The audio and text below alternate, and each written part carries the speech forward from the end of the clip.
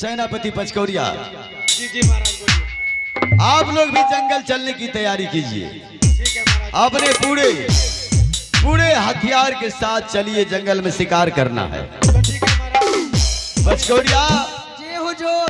तुम्हें भी साथ साथ शिकार करने के लिए जाना होगा।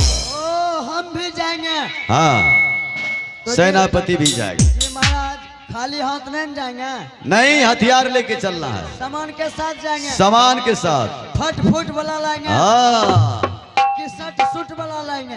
शर्ट सूट वाला क्या होता है? ओ, शर्ट सूट है।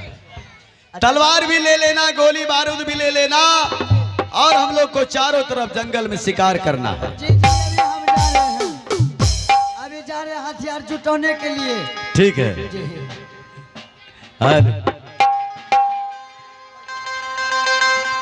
ए अजुदीना वाह, वाह। जय बैत भैया जी,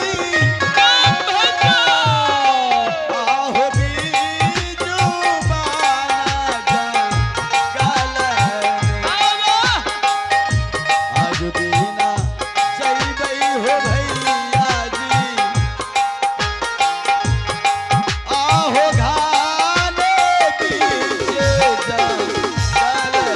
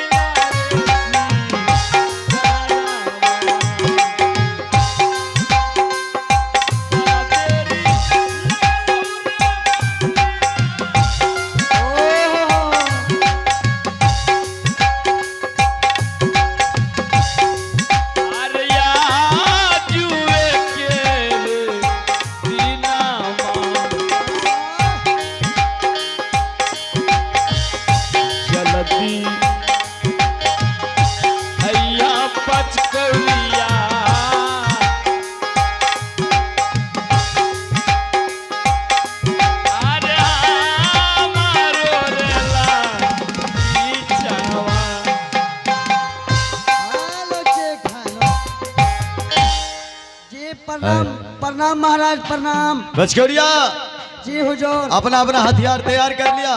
जी महाराज, हथियार तो तैयार है। हाँ, लेकिन महाराज, लेकिन क्या? शंकर और सुशीला बहुत रो रहे हैं महाराज। शंकर सुशीला रो रहा है? हाँ महाराज। अरे तो तुम उसे समझाया नहीं?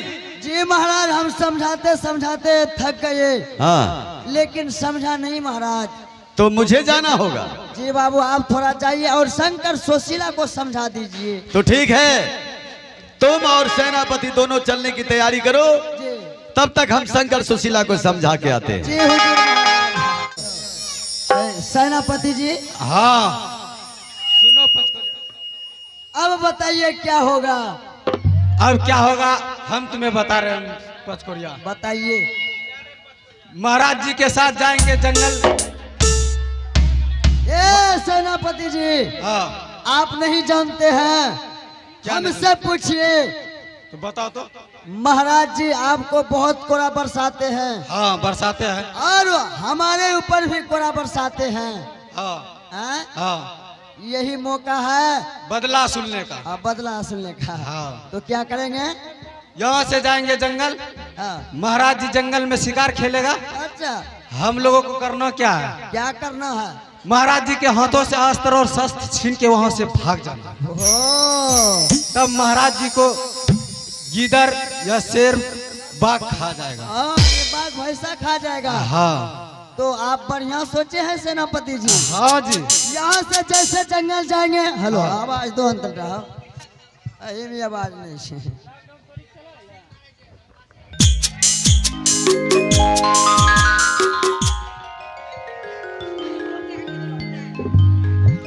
Hello check. Hello hello check. Hello ए सेनापति जी। हाँ पचकोरिया।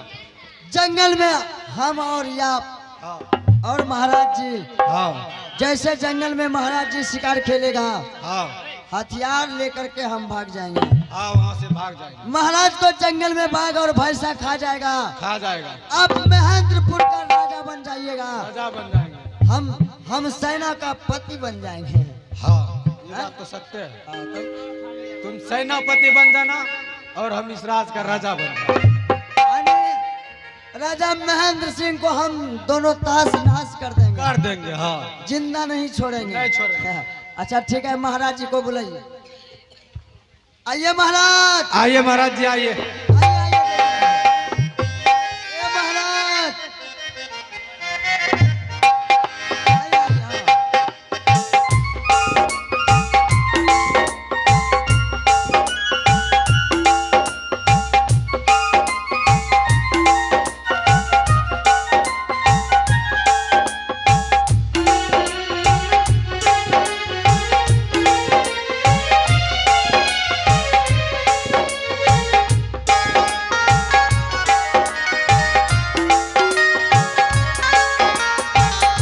हल्की नजर से इनको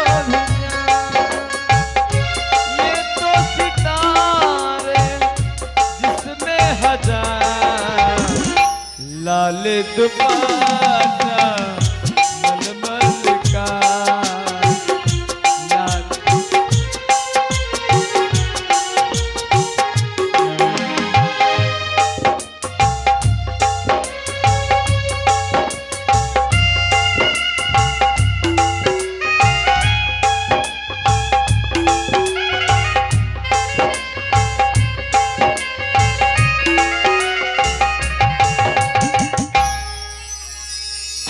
जी महाराज। क्या पचकौड़िया सेनापति आप लोग तैयार हैं? जी जी महाराज। बिल्कुल। अपना अपना हथियार ले लिए।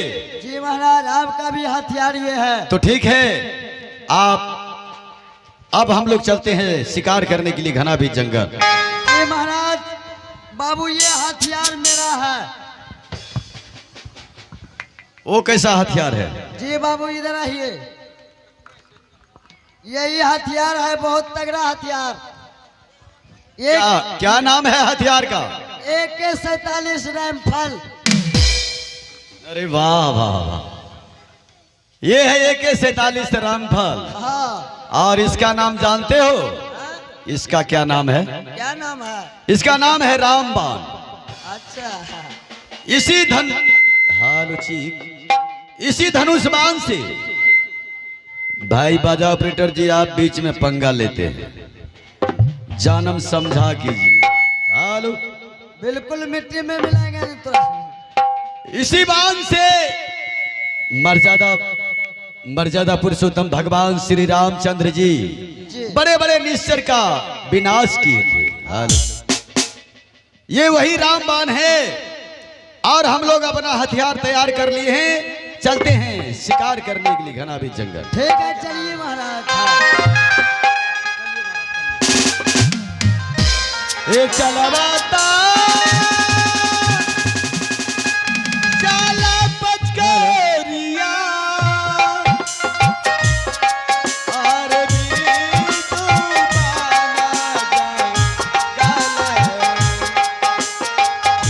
चलवाता चला पचकरिया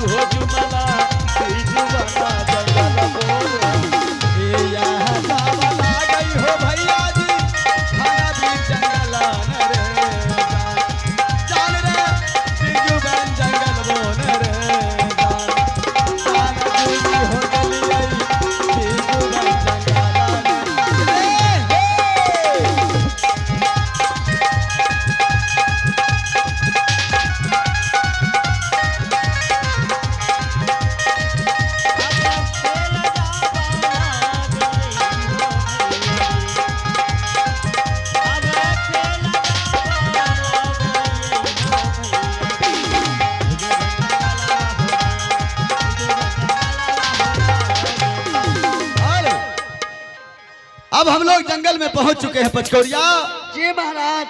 और चारों तरफ जंगल में शिकार करेंगे। जी लेकिन एक बात याद रहे, जी बोलिए महाराज।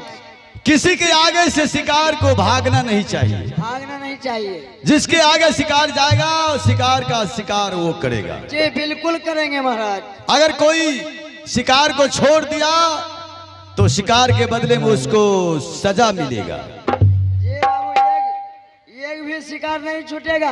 हाँ, एकदम देख के हम तुरतुरा देंगे। अरे उधर घुमा करके अपने सामान को रखो। मारेंगे साला को बोलेगा ठीक है।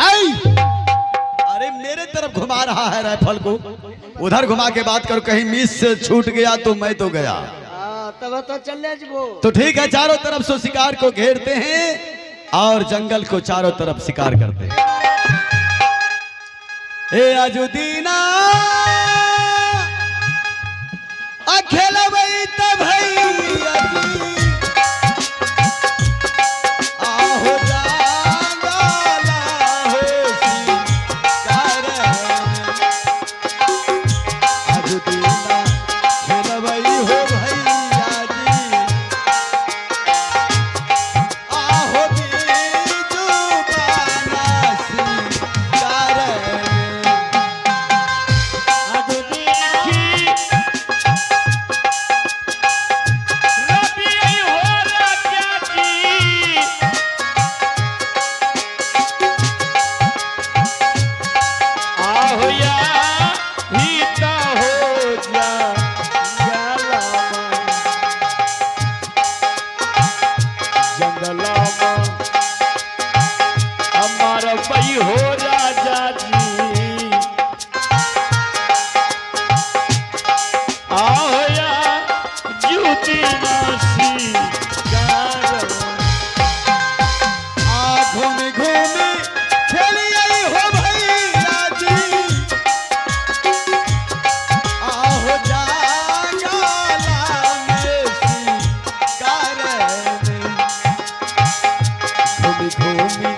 खेलबई हो भैया जी आहो जांगाला में शिकार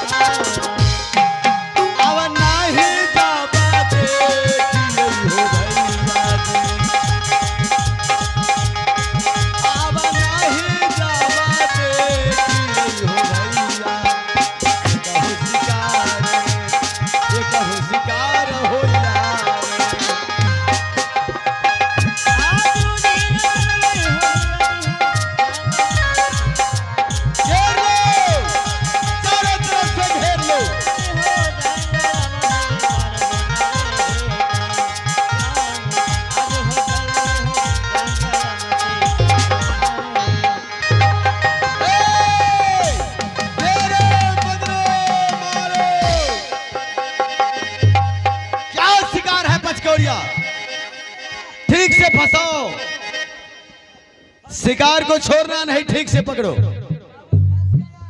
अरे क्या फंस गया रे? फंस गया तो दादी फंस गया। कैसा शिकार है रे? देखेंगे तब ना। देखो निकाल करके कौन सा शिकार है। अरे वाह, क्या है रे? कैसा शिकार है? पागल हो गया है, क्या शिकार है?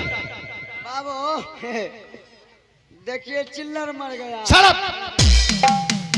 पागल कहीं का, शिकार के जगह पर खटमल का शिकार करता है। बाबू निशाना बड़ा पक्का है। तुम जातरा जंगल का खराब कर दिया। चलो हम लोग दूसरे जंगल में शिकार करते हैं। जी जी एक बात सुनी ला। हाँ आगो में नहीं हो। हाँ नहीं तो नहीं तो ढाई हमें तुरतुरा अपने मशीन गज को उधर घुमा करके रखो। जब तुरतुरा दो तो ठीक है, हम ना तुम्हारे आगे जाएंगे और ना तू मेरे आगे आना। हमें ये पोलो नहीं रे तो ये पोलो दोनों अलग अलग रहेंगे, बाबू एक जगह नहीं। कहीं आगू ये वो हाँ तब ध्यान धुर धुरा। ठीक है, कोई किसी के सामना नहीं होगा। चलो दूसरे जंगल में चलते हैं। चलिए महाराज चलिए। ए आजुदीना अखेला भाई हो भैया जी, आहो जंगला में शिकार आजुदीना अखेला भाई हो भैया जी, आहो घाने पीछे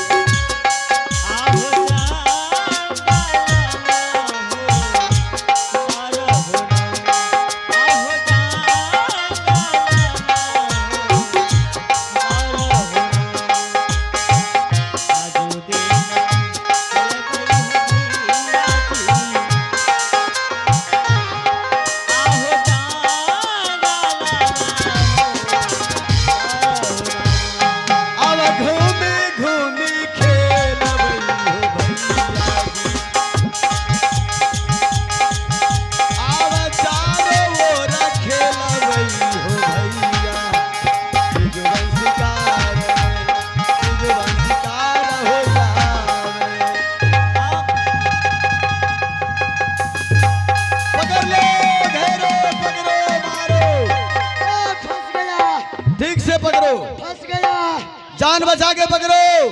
फंस गया। शंकर सुशीला के लिए खिलौना चाहिए। फंस गया। जिंदा चाहिए, जिंदा। जिंदा जिंदा निकालो, जिंदा। मुर्दा नहीं रे तेरा दादी को। आई आराम से उसको जिंदा पकड़ो। क्या है, कौन सा शिकार है रे? ये तो साला गिरगिट मर गया। अरे कमबख्त कहीं का।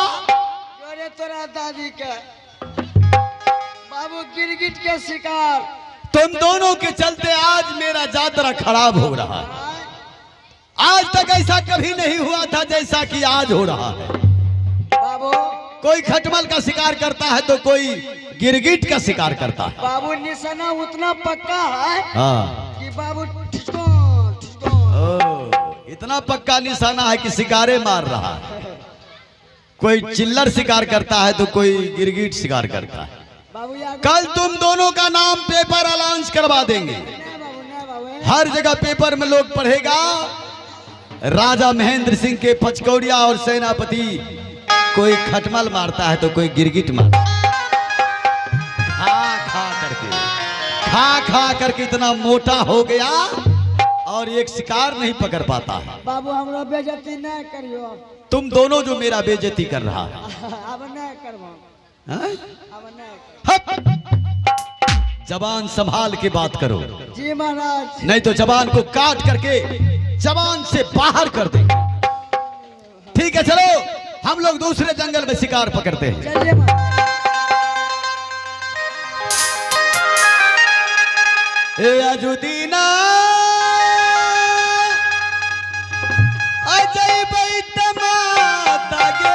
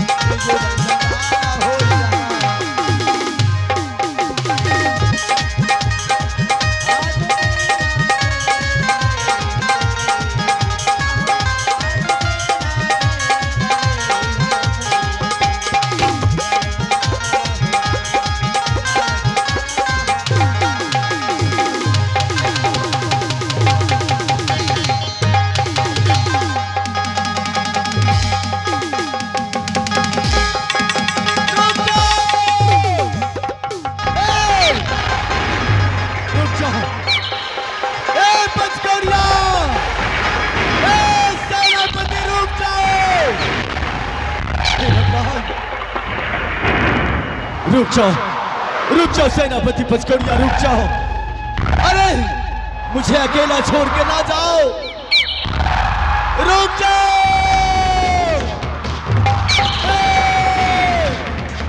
पचकड़िया, अरे वाह, जंगल में मुझे अकेला छोड़ दिया और मेरे हाथ से धनुष्मान भी लेके चला गया। धोखा किया मेरे साथ धोखा किया। अरे ये क्या, ऐसा लगता है कि अब मुझे जीने नहीं देगा जंगल के जानवर।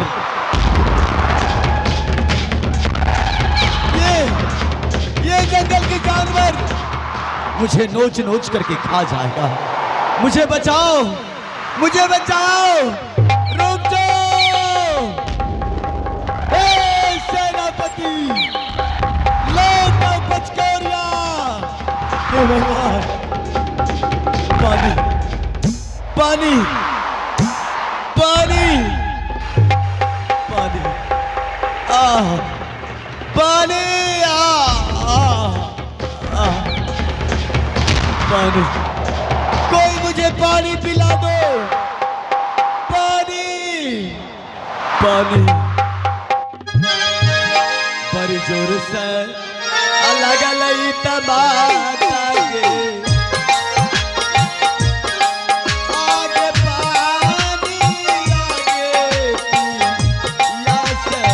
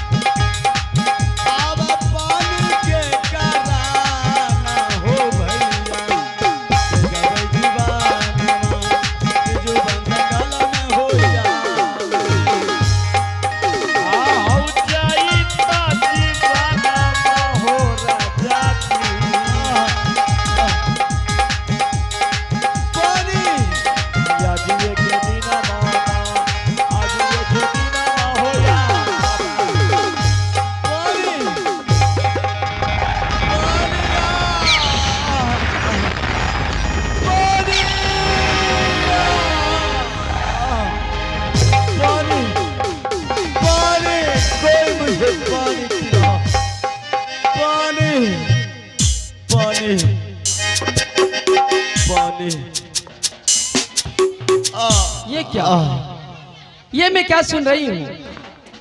मैं अपनी झोपड़ी में सोई हुई थी, अचानक पानी पानी की चिल्लाहट की आवाज आ रही है। अच्छा, खैर कोई बात नहीं है, लगता है कोई व्यक्ति मुसीबत में पड़ गया है, उन्हें चल के देखना चाहिए। जानते हैं, मेरा नाम बिजली है, मेरा नाम बिजली है और मैं जात की बंजारन हूं। लोग मुझे प्यार से बिजली बंजारन कहते हैं। अच्छा कोई बात नहीं है, आज मैं अपने मन में प्रतिज्ञा की हूं। आज मैं जब सुबह सुबह सो के जगी तो मैं अपने मन में प्रतिज्ञा की हूं।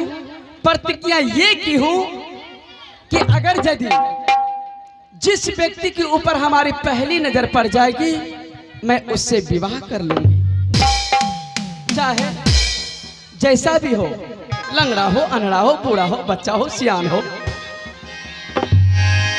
मेरी पहली नजर पड़ेगी तो मैं उससे विवाह करूंगी। आज मेरी तमन्ना है और मेरी प्रतिज्ञा भी है। अच्छा खैर कोई बात नहीं है, मैं यहाँ से दौड़ती हुई जाऊंगी और मैं चल के देखती हूँ वो कौन ऐसा व्यक्ति है जो पानी पानी चिल्ला रहे हैं। आइल मौसम प्यार के शुरू,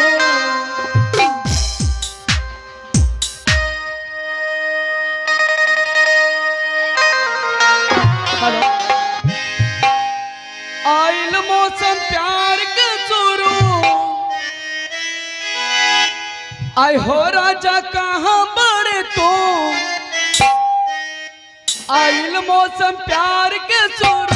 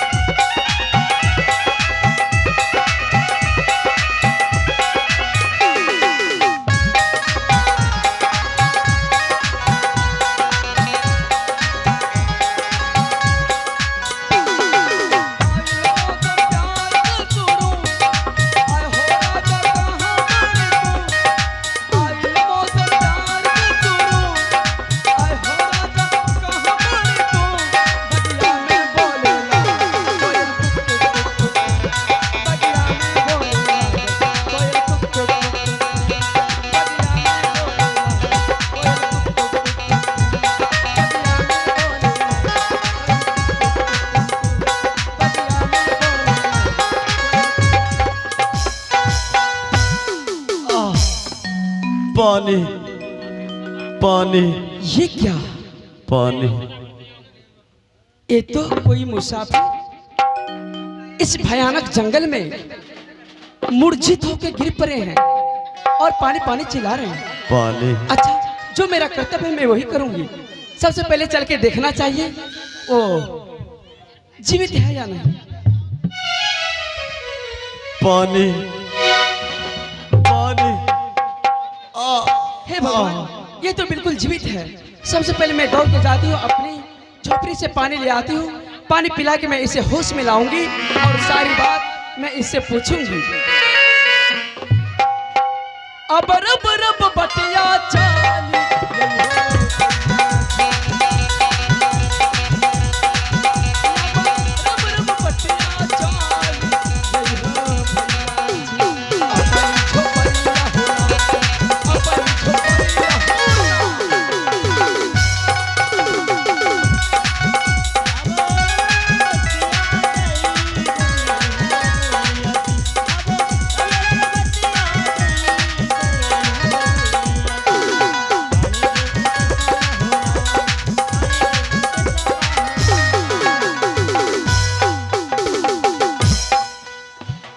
पानी लेके चली आई हूँ।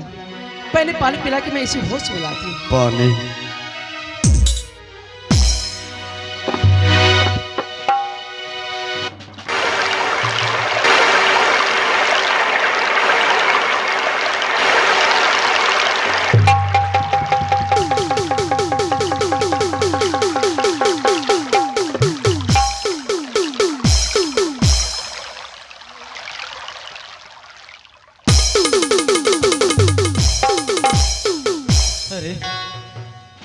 मैं तो पानी पानी के लिए जमीन पर गिर गया था। मुझे जंगल में पानी कौन पिला सकता है? कोई भी है जिसने मुझे पानी पिलाया है, मेरे प्राण को बचाया है। कौन है वो पानी पिलाने वाले? मेरे सामने आओ, मैं उनका दर्शन करना चाहता हूँ।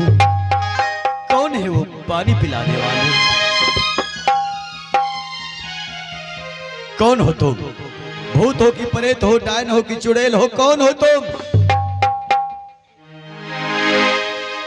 देखिए, घबराने की कोई बात नहीं है। पानी पिला के होश में मैं पानी पिला के होश में मैं आपको लाई हूँ। क्या पानी तुम मुझे पिलाई है? हाँ। हे भगवान, जाने जाने अनजाने में मैंने तुझे क्या से क्या कह दिया, उसके लिए मुझे क्षमा चाहिए जो मुझे नहीं कहना चाहिए था। क्या मैं पानी पिला के आपको होश में लाई? क्या मुझसे भूल हो गई? नहीं नहीं, अरे तू तो ऐसा काम किया कि ऐसा काम तो कोई कोई करता है। प्यासा को पानी पिला देना, भूखा को खिला देना, इससे बढ़कर के दान और कोई दान को नहीं माना गया है। आज अगर तू पानी नहीं पिलाती तो शायद मैं मर जाता। आज तूने पानी पिला करके मेरे नई जिंदगी को शुरुआत दान में दिया है तूने। ये बताओ तुम कौन हो? मैं कहाँ रहती हो? मैं इसी भयानक जंगल में रहती हूँ। तुम्हारा नाम क्या है? मेरा नाम हाँ। बिजली है और मैं जात की बंजारन हूँ। अरे वाह, बड़े प्यारा सा नाम है, बिजली बंजारनी, बहुत सुंदर। देखो क्या आपको अच्छा नहीं लगा? हाँ, बहुत अति सुंदर, बहुत अच्छा लगा। जैसा नाम है तुम्हारा वैसा काम भी है। अच्छा सुनिए, आपने तो मेरा नाम पूछ लिए, लेकिन आपका क्या नाम है? मेरा नाम राजा महेंद्र सिंह है। महेंद्रपुर शहर मेरा घर है और मैं जंगल में शिकार करने के लिए आया था। शिकार करते करते मुझे जोर से प्यास लग गया और मैं पानी कह कर करके जमीन पर गिर चुकी। आज तूने मुझे पानी पिला करके मेरा प्राण को बचाया है, लेकिन मैं जंगल से बाहर नहीं जा पाऊंगा। मुझे जंगल से बाहर जाने की रास्ता बता दो। हाँ, मैं आपको जंगल से बाहर जाने के लिए मैं रास्ता बता दूंगी। हाँ बता दो। लेकिन एक बात सुनते जाइए। आज बात? मैं अपने मन में प्रतिज्ञा की हूँ। कैसा प्रतिज्ञा की? प्रतिज्ञा ये की हूँ कि आज जिस व्यक्ति के ऊपर हमारी पहली नजर पड़ जाएगी, मैं उससे विवाह कर लूं।